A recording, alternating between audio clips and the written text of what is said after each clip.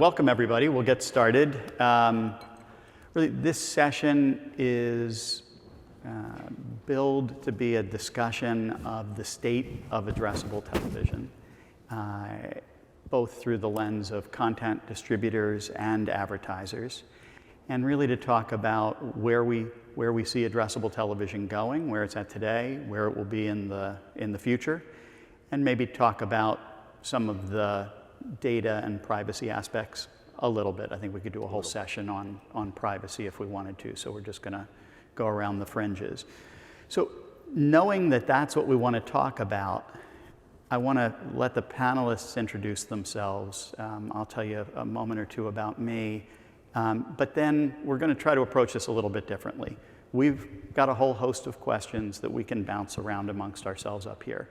But once the panelists introduce themselves, I want to ask folks in the room what you'd like us to talk about, right? So let's start with the Q&A, and we'll also end with Q&A. And in the middle, we'll fill in with the questions we came prepared to talk about. Just want to make sure we're adding value for you guys at the end of the day here.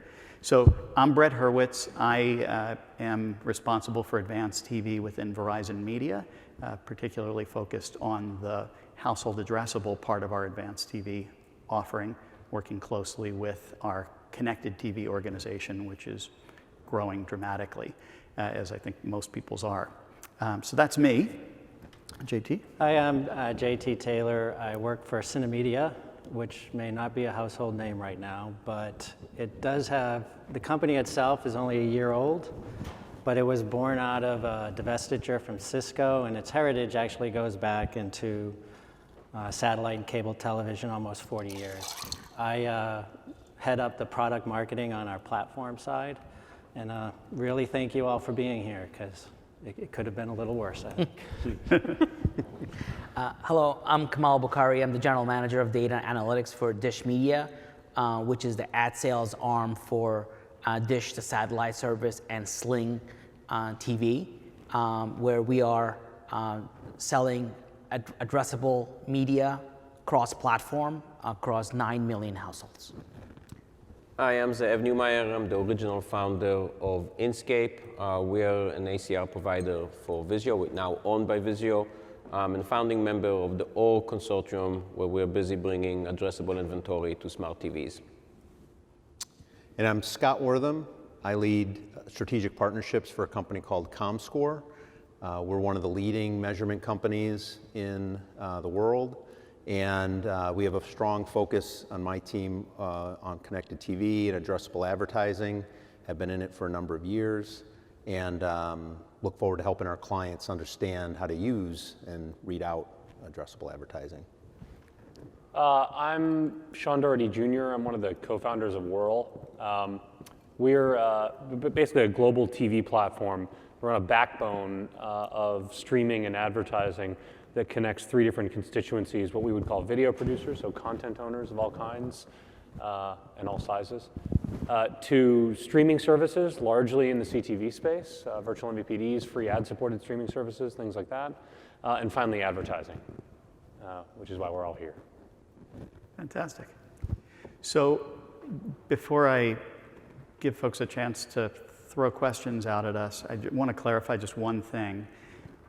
When we're talking about addressable TV today, what we'd like to focus on is set-top box addressable television and connected TV addressable television. Okay, so what we're leaving out of the conversation is OTT video delivered to phones, desktop devices.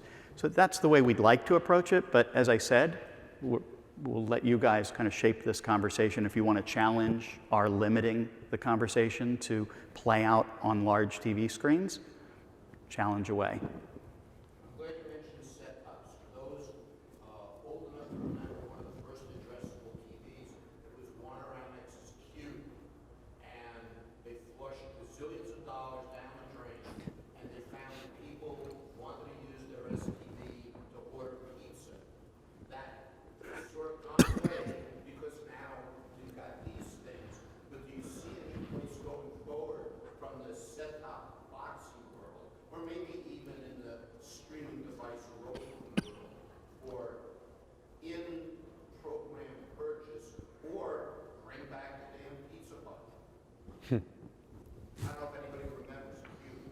Sure. I don't think I was born yet. But I will tell you this. So one of the reasons we pioneered ACR 10 years ago now, one of the first use cases we always thought about using it for data, but we also thought about using it for on-screen interactivity, right? To order pizza. That was always like the classic thing. It was order pizza and Jonathan Aniston's sweater, right? Those are the two things that always come up, never will happen because they always come up, right? So it was always, those two things will never happen. We did a bunch of stuff. We even won an Emmy for some stuff we did on-screen interactivity. We did with Showtime, and the dogs didn't eat the dog food, right? It's the capabilities are there, right? I work for Vizio. We have the screen. We're able to put stuff up on the screen. As soon as we see something killer, maybe we'll do it again. It's interesting. The streaming is like, as you talk about streaming and as these new services for streaming television and things like that, that kind of stuff seems to be coming back around now. I mean, we see a demand for it. People ask us for, can we do clickable overlay advertising, interactivity, all kinds of stuff like that, whether it's to drive subscriptions to SVOD services that may be available on those same devices, or to do things like order pizza. God willing. So yeah, I think addressable television and interactive television sort of were born along the same timeline as one another, and it does seem that addressable television has really accelerated while interactive television has lagged behind. I mean, within connected TV environments, does anybody on the panel want to talk about sort of the issues with being able to have interactivity in those environments today? So I can only tell you what we did. I mean, because again, the technology is there. I can put up something on the screen today on the Vizio TVs. It's not hard. We did this with LG 10 years ago, right, to give you perspective. So we saw, again, this is a few years old by this point, but we saw even when you had really good interaction, right? And some of the stuff, we did some stuff with Showtime. We did, there was a whole bunch of Showtime shows activated on this stuff. There was that stupid show with the St. Louis Arch that always drove me crazy because the arch was broken and yet it didn't fall down. It was a science fiction show. We did stuff with that. And the usage rate was it's low. For those people who used it, they really loved it, right? But people, they don't really, TV is not, people don't do this on TV. As a measurement company, a lot of what we've seen over the years is the same thing, that there's a lot of potential, but not a lot of usage percentage-wise. And it's great when they do use it, and those people who use it probably use it more than most, but the volume, to draw someone in as an advertiser or to try and make something out of it's difficult because of the economics. Our first question when somebody comes to us and says, hey, can we do one of these things? It's usually a publisher of some kind, a big, giant media company or digital first, whatever it may be. Our first question is, do you have a buyer for do you have an advertiser? And the answer is always like, well, we're working on it. I don't, we think it would be cool. It's like, yeah, it is cool. I've seen it done. I saw like a Audi ad that had an extension on it that was an overlay that was very nice, but I would say the one use case we probably all deal with is more about the phone, right? It's about connecting what happens in other media because of what they're seeing on the TV, trying to understand how many things are being searched, how many social posts are related to a program or something similar. There's a lot of activity around those kind of things that we see more than we would see within interactive TV on a screen. I don't know if you guys would agree. You want to hear a funny story? The most successful interactive TV project I've personally ever done was with a company called Visible Worlds, now part of Comcast. They did something super simple. It was a record remind app. You saw a promo for a show, a little pop-up came up and said, would you like a reminder? You pushed OK. When that show aired, it would show you a reminder. When we crunched the data, there was zero correlation between the reminder and people watching the show. But there was a very good correlation between people pushing OK and watching the show. If you just pushed OK, you remembered to watch the show, regardless of whether you saw the reminder or not. That is a good story. Some other questions before I start into mine? Sure. I see a lot of personalization driven by what people watch. They watch the romantic comedies, and here's another one.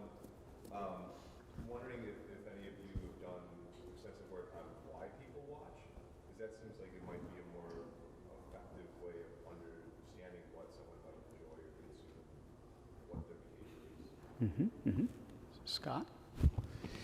So in terms of why they would watch, there's a lot of data that can be taken, outside of it, and we'll help clients do a lot of special studies afterwards to try and understand the types of people that watched and matching it with something in our panel. We have a panel of digital and OTT viewing, and we try and draw correlations like that. Sometimes with that panel, we'll do surveys to try and correlate some of the understanding of it. But for the most part, what we usually see is data-driven linear kind of targeting, or where they're trying to understand what kind of shows draw certain types of people and the attributes or the characteristics of those people, and then go try and find why they watch that show. Maybe they can correlate that to something else. So that would be one way of targeting around the content and trying to understand them a little bit better. We have a few customers that do that. I mean, to be clear, we sell the raw ingredients, the data, the viewing data that allows a lot of that stuff. I will tell you this, it's more nuanced than it looks, right? Don't make assumptions about why people watch. The entire industry is built on women 18 to 49 are gonna watch that. There's a lot of nuance about why people watch what they watch, and there's a lot in the data that can be taken out. I have never made the mistake of not making assumptions, right? Just don't make assumptions and look at the data, and it's there. And people who like Dukes of Hazzards are going to like I Love Lucy, and they just do. The correlation is there, the correlation is there. So, and what I think of in hearing your question is really, I think of the kind of content recommendations that I see when I, go into my Fire TV app or Netflix or whatever. But from a ad serving standpoint, maybe folks on the panel can talk a little bit about examples of addressable television and data being used in addressable television, because I know in the work that we do at Verizon Media, we see many other types of data being used to identify what households to send these video messages to. Yes. So for Dish, whenever an advertiser comes to us for a campaign, we start with the question, what is your KPI or objective for the campaign? Based on that, we would then make the recommendation as to what data partner we should be using to target that audience, so we can narrow our audience down to the audience that they want to target. I mean, somebody in Ford may come to us and say, I want to get a hold of anybody that's in the market for a vehicle. So we may use Polk data to combine it with in a privacy way, create an audience segment that we could then run one-to-one targeting for an addressable campaign. Yeah, so at Synamedia, we have a partnership with Sky in the UK on a product called AdSmart, which has been around for about 7 years. And what we find is that the additional addressability or any type of targeting is also bringing in new advertisers that normally wouldn't be seeing TV as an option. And I think what we're trying to do there is just help connect people and brands that may historically go to different avenues and figure out how we can help target them onto the TV. Because ultimately, as a technology provider to service providers and broadcasters, what we're trying to do is create more value in the experience. And when you start getting into personalization, I think there's a certain level of personalization that's great, but once you cross over that line, sometimes it's a little hard to dial it back. And so making sure that you're trying to hit that sweet spot, I think is paramount.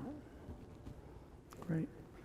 So today, within set-top box addressable, generally the only inventory that's available is inventory from MVPDs, right? The satellite companies, the cable companies, their 2 minutes per hour that they've used their infrastructure to enable to be addressable through the set-top box. Of course, we also have connected TV is the other way that you can send addressable message if the television is using a connected TV device to view. But today, broadcasters are for the most part shut out of being able to participate in linear set-top box addressable television.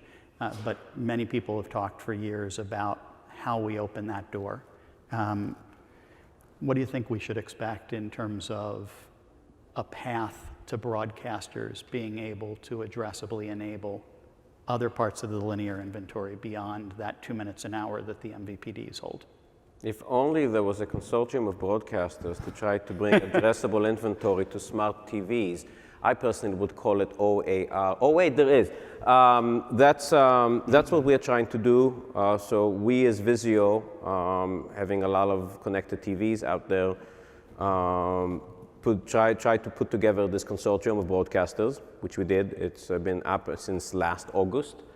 And the idea is to add technology to the smart television to make all the broadcast inventory, everything that hits that screen, potentially addressable, right? And at that point, it becomes, we see it as an inventory expansion, right? Because the idea is with addressable, more is more. And so we want to take all of that inventory that is not yet addressable through set-top box and add it into the pool. Because fundamentally, if you're Coke, you want to get a reach and frequency of, I don't know, 17, whatever it is, right? And you don't care, right? You just want to buy, and you just want to hit this household, this segment 17 times, and that's all you want. And so by adding that additional inventory into the pool, right, you can now go and make a buy. You can make a little bit of buy on the 2 minutes an hour. You can make a little bit of buy on maybe CTV. You can make a little bit of a buy on the all inventory. And you can actually hit the reach and frequency targets for your house. You can hit the audiences that you want, and you're not just, linear is no longer in its separate bucket that's untouchable for some technological reason. That's what Project are all about. Actually, that's all it does. That's all that's to it. Got it. Others? Yeah, I would say through linear set-top box, right now, the technology allows it to store more ads and there's more selection. But more addressable is good for everybody because it'll make ads more relevant for everybody. As I think we mentioned earlier, personalization down to an uncomfortable level is really not what the TV experience is meant for because it's household driven and it's also meant for a mass audience. So there are other platforms that work well with that. But as it relates to the broadcast or whether we're talking local broadcast like NBC Local LA or national cable network broadcast, there's still 80% of the minutes, or about 14 minutes an hour that they still have that they're just sending one ad out to everybody in the market or nationally.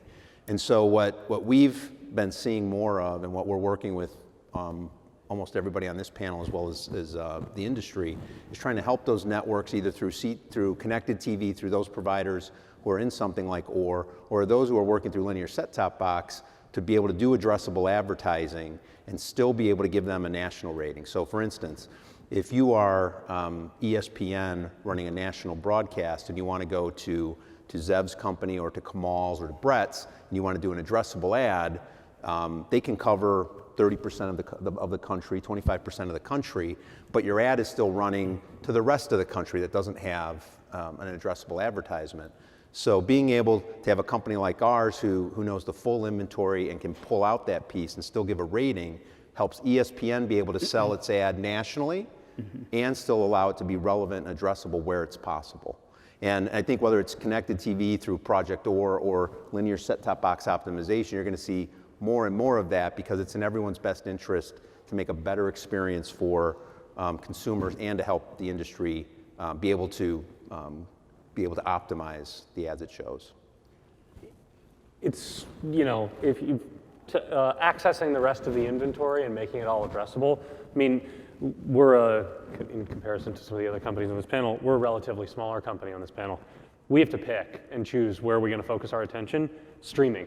That's the way to unlock the rest of the inventory and make all of it 100% addressable or not. Some of it, if you're buying an ad on the Super Bowl, it's not gonna, you're buying an ad on the Super Bowl. It's not about addressing, some specific, subset of an audience. But largely for the rest of television and the platforms and the producers we work with, which by the way are, very large cable and broadcast networks often, streaming is the way to, kind of unlock all that inventory and make it highly addressable and make it so that you can target very specific audience segments, or dial it back and make it about the, content-based targeting. It's really, kind of that full flexibility and, sort of the ability to transact against it like you do other, digital audio, other means of digital advertising, but also get the benefits of it's on the television screen, it's highly viewable, it's brand safe because it's all content that's in these very structured services that they're not. It's not sort of the open world of YouTube UGC, but it's it's the good stuff, for lack of a better term. Well, I think you bring up an interesting point, and I mean the conversation we've been having so far, I've talked a lot about set-top box addressable, but clearly IP-based TV is what this whole track is about, and it's growing very rapidly. So why are broadcasters, even in situations where there's huge bandwidth, much greater than you might have in your company today, why are broadcasters interested in enabling the rest of their inventory as addressable? Or maybe they're not. Why isn't everybody just saying, to heck with this set-top box stuff, let's get focused on streaming, it's the future? I mean, won't there be a place in time where 100% of television is delivered over an IP-based connection? I'm curious everybody's sort of feelings about what really were a few questions there. Yeah, but you still have the rural part of the country that has a tough time getting the internet pipes coming into their homes. And so getting the entire country 100% IP connected will take time. Maybe 5G will get us there. But at this time, especially in the rural part, with us, that's our sweet spot, is because there's a dish on top of your house that gets you the premium content to your television. And until we can get every home broadband connected, it's going to be tough to be able to get everybody IP connected. It's definitely going to happen at some point. It's a matter of how long you say it. But there was a great study from Samsung Ads that came out, I don't know, 3 or 4 weeks ago, that talked about the kind of cross section of what they called linear viewers viewing on a set-top box or viewing on a virtual MVPD, if you will, or something like that. And or actually that didn't even count them. It was just the set-top box linear viewers, and then the ad-supported streaming viewers. And the cross section of the two of them was actually quite large.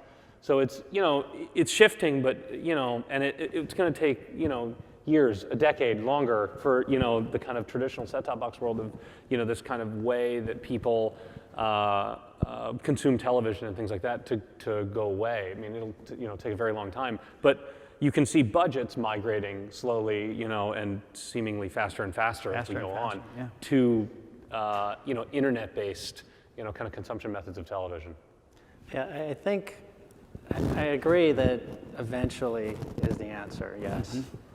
I feel it's a bit more nuanced. As a sports fan, it's kind of interesting. I keep hearing the demise of Tom Brady and the Patriots, but every year they end up in the Super Bowl. And I've been in the industry since 2000, and my first month on the job, I was at a trade show, and an analyst, when he found out I was only there for a month, asked, "Why are you working for this company?" It was called Scientific Atlanta at the time. What they sell is going to be obsolete in 2 years. That was in 2000, and so I think as an industry, we tend to over-index on trying to, do this either-or type thing at times. I recently watched a panel with someone from Forrester on it who, I don't have the stat, but I believe he said that as much cord cutting is going on, the number of subscribers that don't have a relationship, with a traditional cable or satellite guy and an OTT is like 9%. So a true cord cutting is about less than 9%. So I do believe there's a lot of advantages as when things go strictly to IP and streaming, but with all the infrastructure that's in place now, the ruralness of it, and then when you see things progressing, I can see it happen, especially as 5G becomes more and more prevalent, that might help. But Disney Plus went through some scaling issues, and immediately, and that's not really a great experience to be delivering as a consumer, because still, you know, when I get home and I turn it on, I want to see what's there. I don't want any technical issues. So I think it will happen, as we all, I believe we agree, but I don't see it anytime soon.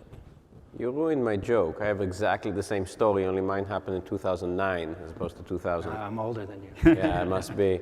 But look, it is true, if you dug a grave every time somebody predicted the TV's industry's demise, you'd reach China by now. I have a slightly different view on this, right? We have data. I'm a data guy, right? I will tell you this. Eventually, not eventually, in 100 years, everybody will be streaming, not streaming.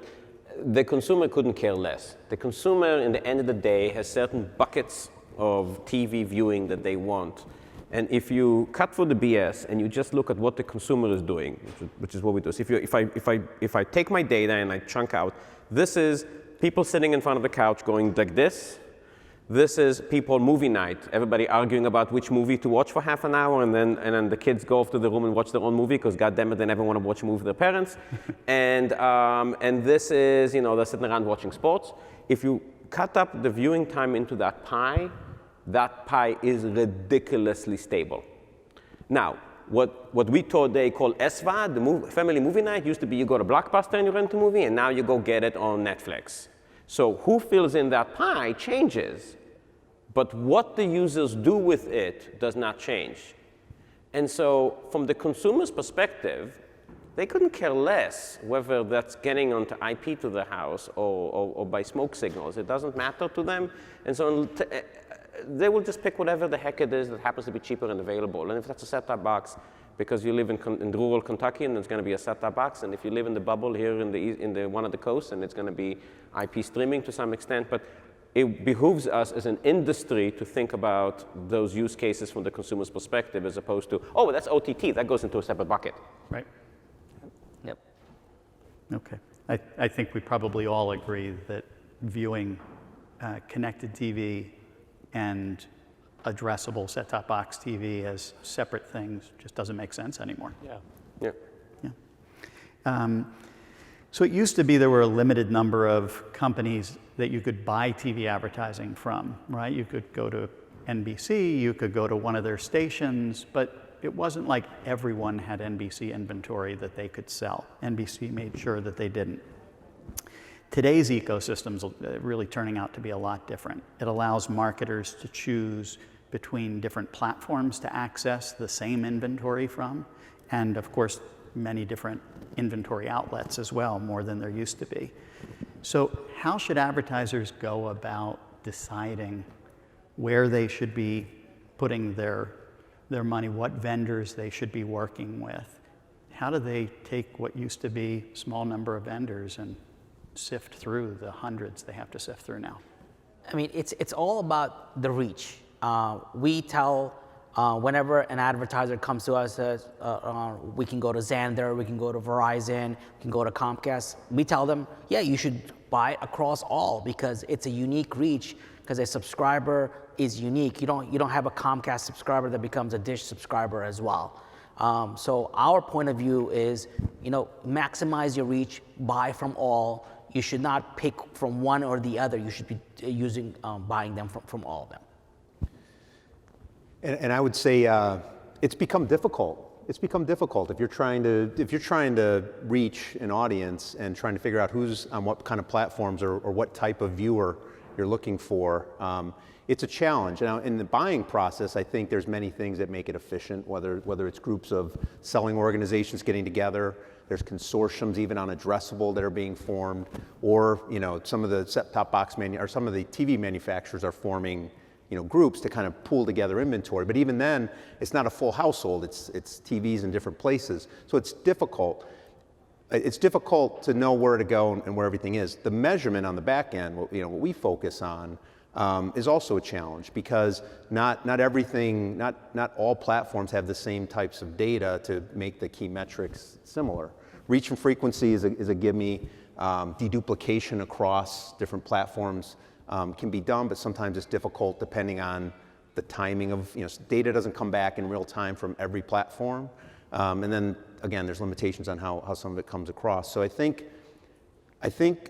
we're up here in an exciting time because this is evolving, both the way the capabilities are coming together, whether it's set-top box or CTV or streaming, and then the way it's bought and the way it's measured are all different. And I think we're in a position, each of us, each of the 6 of us up here, to help make those experiences better. But we're still in the innovating stage of doing that.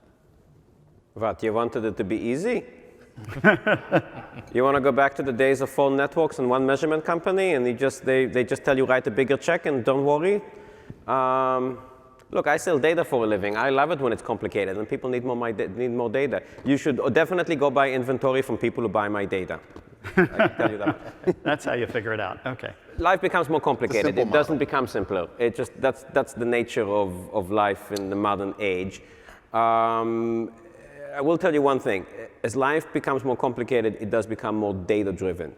And so while it is more complicated, it is also more rewarding for those customers, for those agencies, and for those brands, and for those ad tech partners that embrace the data, embrace the complexity, and are willing to do something with it instead of just trying to hang on by their fingernails to the old model. That's a good point. And where addressable comes in a really good case, is for things like reach extension. So you can tell where you're reaching a lot of people across different platforms, but maybe there's a group of people that you can reach addressably that you can tell you have not.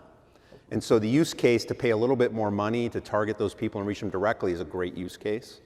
So there are things like that, and there's also with addressable, what our clients are able to see are those low viewers, medium viewers, and heavy viewers, right? So if you go out and do an addressable campaign and you're targeting something and you target the heavy viewers and they see the same campaigns a lot, but the low people who don't view TV that often do not, you've spent a lot of your money on people who see your ad too many times and not enough money on those people who haven't. The technology allows you to control a lot of that. Another great use case. So there's still a lot of media buying that has to be done in combination. The Coke ad probably works for everybody. If there's a particular Coke ad you want to a certain group of people, then this type of advertising works really well. Got it. So it sounds like the short answer to the question about how marketers should sift through all the different possible ways for them to access this inventory is just focus on these 6 companies. Is that I think that's what I'm taking. Yes. So I want to make sure we get back to questions, but I'm going to just go with one more of mine before I throw it back to folks in the room. And Scott, you started touching on this measurement. Anyone else have anything to add in terms of what you're seeing in terms of shifting of KPIs and metrics being used to measure success in television and particularly in addressable television and what you see coming down the road in that regard? And what I see is advertisers are getting smarter every day. And what they want is data. They want to see whether their campaign actually produced ROI. So they want to know attribution. So we partner, we try to be data agnostic. We try to partner with anybody that can do the attribution. We don't, unlike the walled gardens, we are happy to share the exposure data to kind of prove our value proposition and us not grading our own homework, unlike the walled gardens. So advertisers just continue to get smarter and smarter, and before even a campaign begins, they know exactly what they want out of it. I mean, we have a problem with that all the time. I mean, CTV is in such like a nascent stage. You're often dealing with devices that either don't have the kind of measurement technology that is really needed built into the device, or it's in the process of being worked on, or you're trying to find server-side solutions. It's a mess. I mean, we're very transparent with all the advertisers, unlike, like you said, unlike the walled gardens, about exactly what's happened, firing all of these, kind of, it's all done server-side, real, beacons, third-party beacons, all this stuff to give the advertisers what they want. But ultimately, oftentimes it comes down to, well, the linear buyer wants to add some, additional reach to the campaign, basically. Can I get some more gross rating points? It's like, well, you've got to do a lot of work in the middle to match up what, is happening in streaming into, kind of a gross rating point, much to your point. If you're still thinking in terms of gross rating points, I suggest trying to I agree. brush up your resume. Yeah. I mean, it's time for the gross rating points to just die, people. Come on.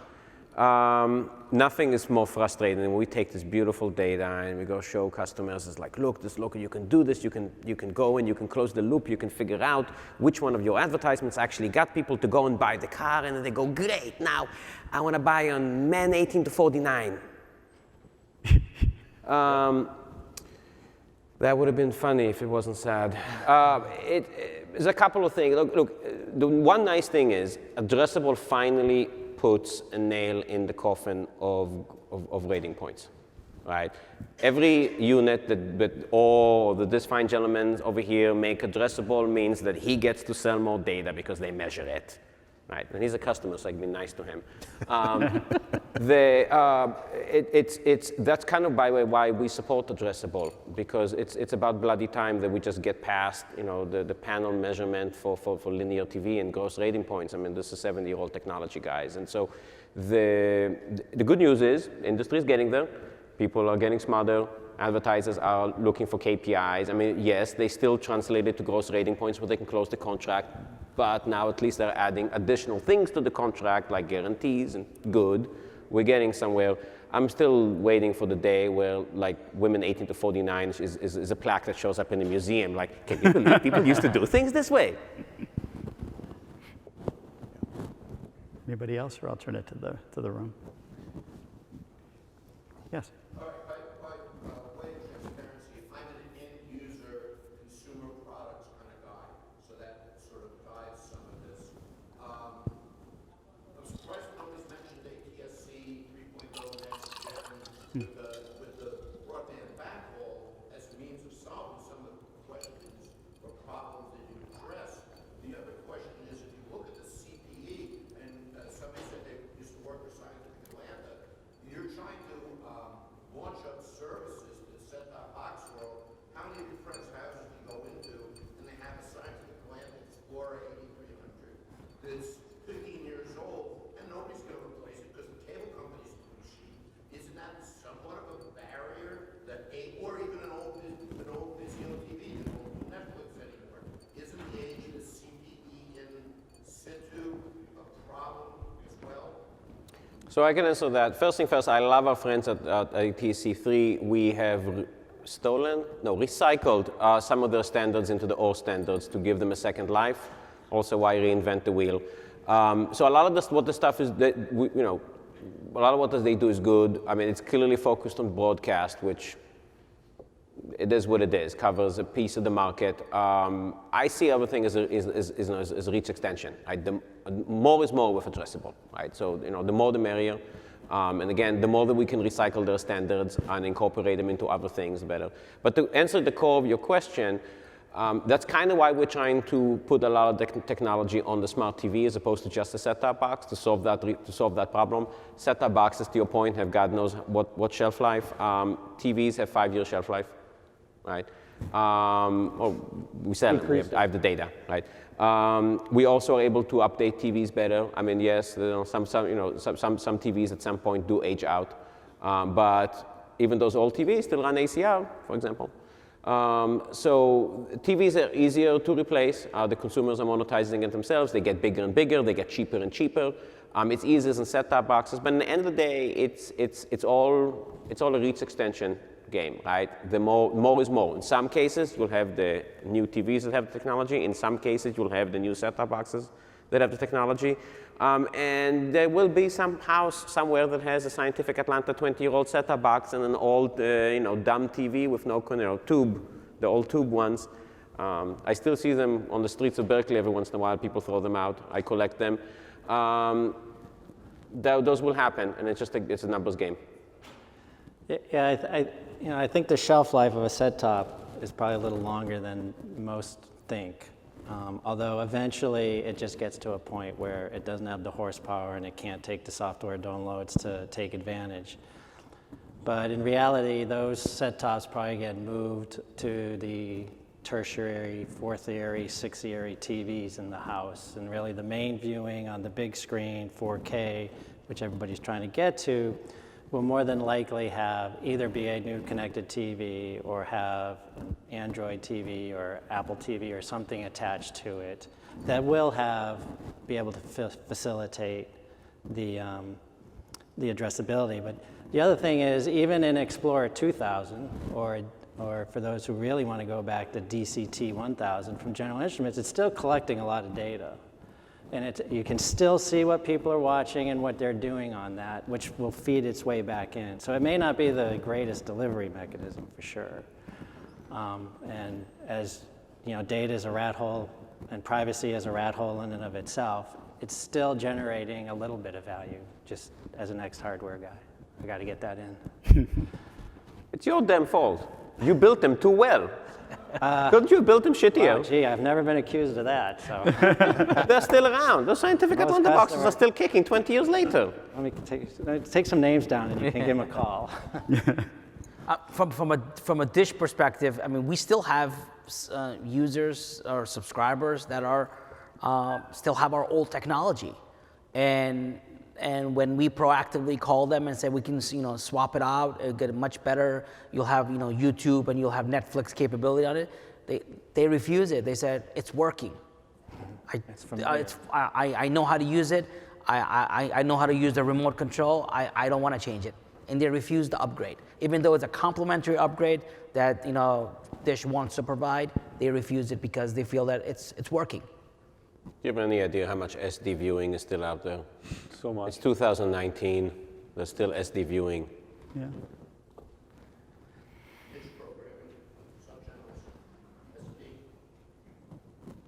Yep. Sure. Hi.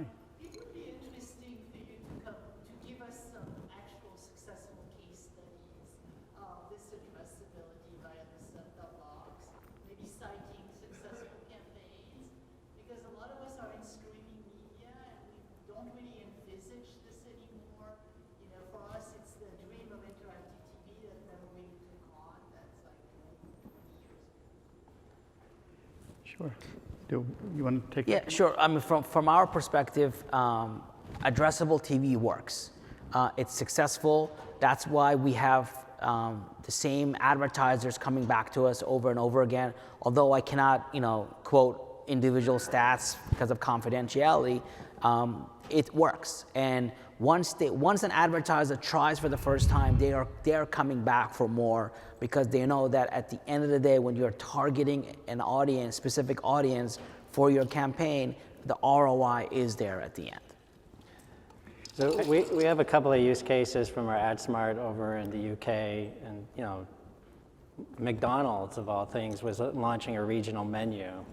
And so they used AdSmart and the addressable TV aspect of it in those regions, and it drove more awareness and it drove more ordering from the new menu. I mean, that's specific to Synamedia and AdSmart. I had heard a video from someone from Comcast who was talking about how on the local avails they got use case after use case of successfully using the addressability for the car dealerships, which is one of the largest local sellers. And there's just use case after use case about this dealership and that dealership literally driving more sales, more effective sales through it. I know I can say within our Verizon Media Fios household addressable offering, we see, as folks on the panel have said, tremendous amount of returning business and great amount of campaigns that come back as having been highly effective with statistically significant lift and meaningful ROI. But the mechanics of it are really taking the identities of the household, storing them with a DMP or a safe haven that takes care of the PII, and then marrying first or third-party data with those set-top boxes, so who are the auto intenders within your footprint, delivering the messaging, and then on the back end closing the loop and understanding which of the households that were exposed converted versus a control group level of conversion, and there you do your calculation on statistical significance for the lift. So I don't know if that's what you were looking for, but I just figured I'd give you that slightly more sort of mechanical. That you can talk about would be great, or that you can at least cite successful campaigns. Yeah, I think there we wind up with, we would have had to have prepared to have an advertiser say, yes, go ahead and talk about my, we normally just remove company names, at least at Verizon, and we talk about, there's an auto manufacturer with a high-end line that they were trying to drive business to, and so they used addressable for their high-end line. But anybody have a particular client they can cite? Believe me, we have asked, we've asked many times for advertisers to kind of let us talk about them on a panels, let us talk about press releases. They won't allow us. So unfortunately, I would love to tell you all the successful candidates. I just can't because our advertisers won't allow it. And that's the nice thing about addressable advertising is because the data is so rich, the advertiser can actually go back and do their own ROI as well, right? They ultimately can say whether someone signed up for a credit card, bought a car, visited a car dealership. So it's not so much just the seller putting together all these stats. So that's why a lot of the case studies too, it's really the advertiser figuring out how it's effective for them and not necessarily wanting to broadcast how they're... Yeah, they view it as very proprietary. Yeah. Well, with that, we have to wrap up. Thanks everybody for spending the time with us. Hope you found it valuable.